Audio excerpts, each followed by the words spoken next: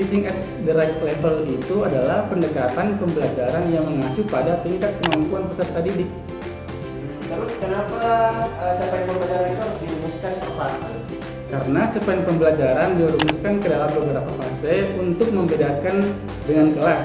Karena peserta didik di satu kelas yang sama bisa jadi belajar dalam fase pembelajaran yang berbeda. Tadi mau nanya nih, Ya.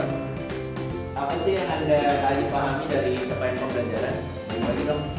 Oke, jadi capaian pembelajaran saat ini menjadi salah satu pokok pembahasan pada kurikulum Merdeka ya. Capaian pembelajaran sendiri merupakan pembaruan dari kompetensi inti dan kompetensi dasar yang dirancang untuk menguatkan fokus pembelajaran terhadap pengembangan kompetensi.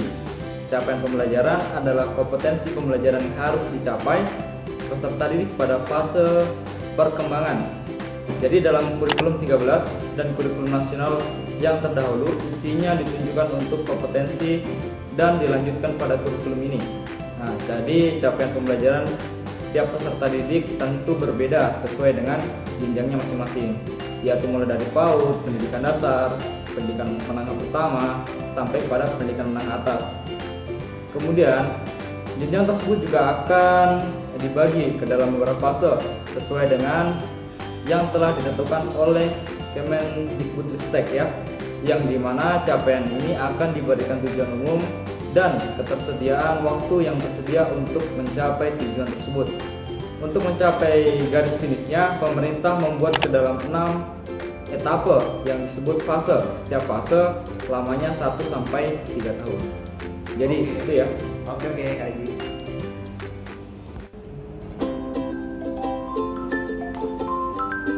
Bos dari Kak Haji. Halo Kak Haji. Kalau tadi itu ada mau bertanya nih. Apa tuh Kak? Jadi ada pertanyaan nih, mengapa sih perlu capaian pembelajaran? Capaian pembelajaran ya? Capaian pembelajaran itu sangat diperlukan.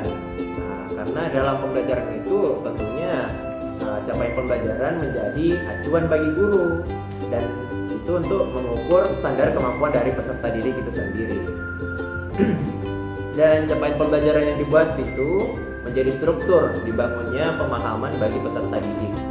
Nah, sesuai dengan tujuan yang ingin dicapai pada setiap jenjang atau fasenya. Nah, capaian pembelajaran juga dirancang sedemikian rupa agar pembelajaran bisa lebih fleksibel dan para peserta didik bisa lebih berkolaboratif dalam menyusun rancangan pembelajarannya untuk mencapai target atau tujuan pembelajaran yang telah ditentukan. Jadi kayak gitu, Kak Ji. Gitu ya.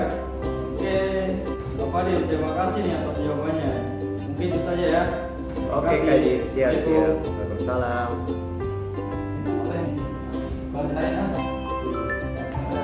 Ada telepon lagi nih. Oh, Kak Erdin. Halo, Kak Erdin. Ya, halo, Assalamualaikum. Salam ya. Ada apa nanya nih Pak Del? Kamu tahu nggak apa yang dimaksud menyesuaikan pembelajaran dengan situasi dan lingkungan pelajar yang ada? Iya. Jadi, menyesuaikan pembelajaran dengan situasi dan lingkungan belajar yang ada itu merupakan perancangan atau situasi buatan dari bentuk pembelajaran yang didasarkan pada lingkungan fisik dan lingkungan sosial. Nah, dengan tujuan pembelajaran dapat berjalan sesuai dengan apa yang diharapkan, yaitu pembelajaran yang efektif serta efisien, sehingga mampu mencapai tujuan dari proses pembelajaran yang dijalankan. Seperti itu, Kak Erdin. Oh begitu ya. Oke, makasih ya. Oke, siap.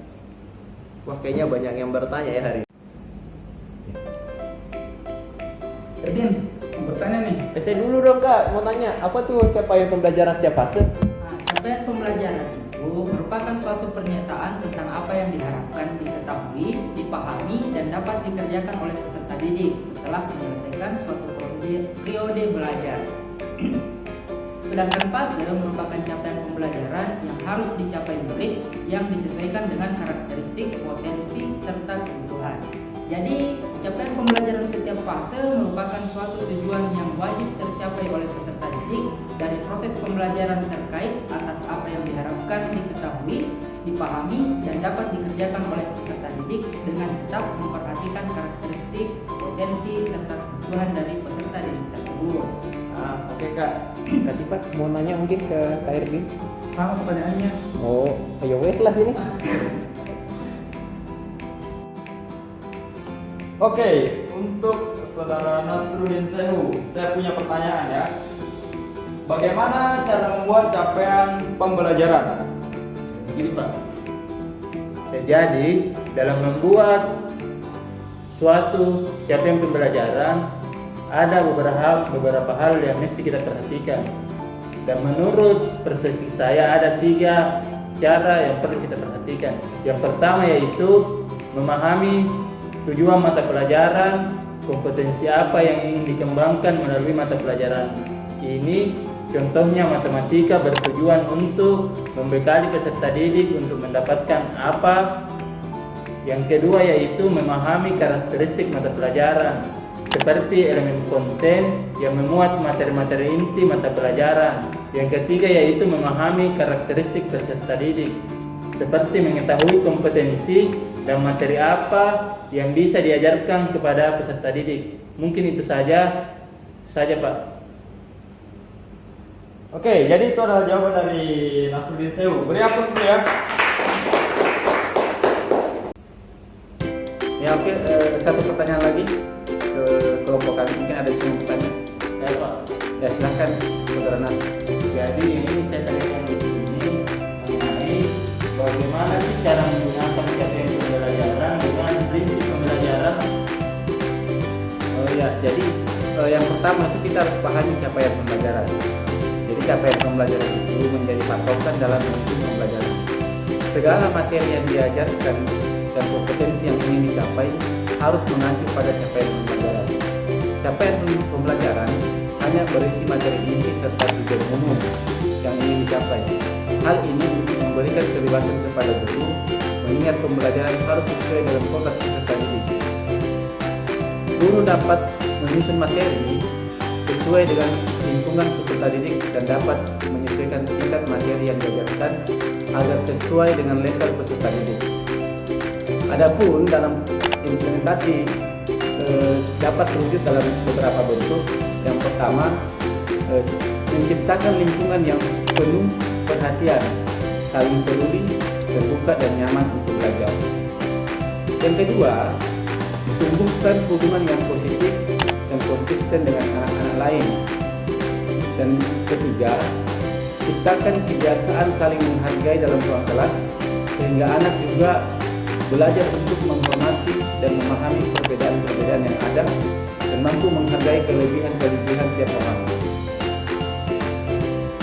Selanjutnya, kita memberikan anak kesempatan untuk bermain bersama, mengerjakan tugas dalam kelompok kecil, berbicara dengan teman-temannya atau orang dewasa. Melalui hal-hal tersebut, anak belajar bahwa kelebihan dan minatnya berpengaruh terhadap kelompoknya. Jadi itu jawaban dari pertanyaan dari Pak Nas. Saya kira itu. Bagaimana? Terima kasih atas jawaban yang disampaikan itu menjadi tambah wawasan untuk saya. Semoga saya mampu menerapkan nantinya. Ya oke. Terima kasih.